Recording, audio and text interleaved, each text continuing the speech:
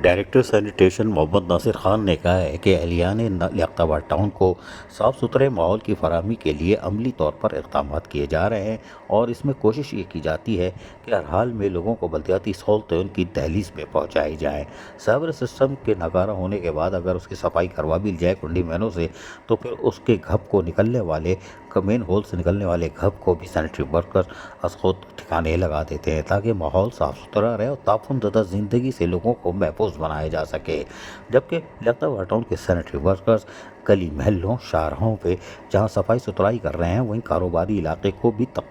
فوقیت دی جاتی ہے، یعنی ترجیح دی جاتی ہے۔ محمد ناصر خان ڈائریکٹر سینیٹیشن کے مطابق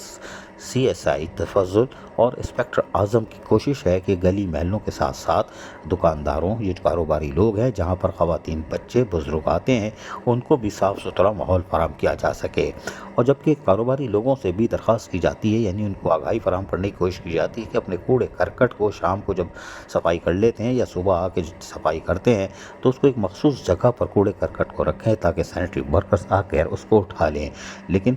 لیاقت آباد ٹاؤن کے ڈائریکٹر سینیٹیشن ناصر خان کا کہنا ہے کہ ہم اپنا کام کر رہے ہیں اور یقینی طور پر آگاہی بھی فراہم کر رہے ہیں تاکہ ان سے اپنے ہی کاروباری علاقے کے لوگوں کو صاف ستھرا ماحول ان کو بھی، یعنی کہ کاروبار والوں کو بھی صاف ستھرا ماحول ملے گا اور آنے والے خریداروں کو بھی۔ اس میں مارکیٹ کی یونینز کے جو عہدیداران ہیں ان کو بھی سہولتیں فراہم کرنے کے ساتھ ساتھ ان کو بھی آگاہی فراہم کی جا رہی ہے کہ وہ لیاقت آباد ٹاؤن کے محکمہ سینیٹیشن سے اپنے تعاون کو ہر ممکن یقینی بنائیں۔ عزیز عارف، KBS بلدیاتی نیوز، کراچی۔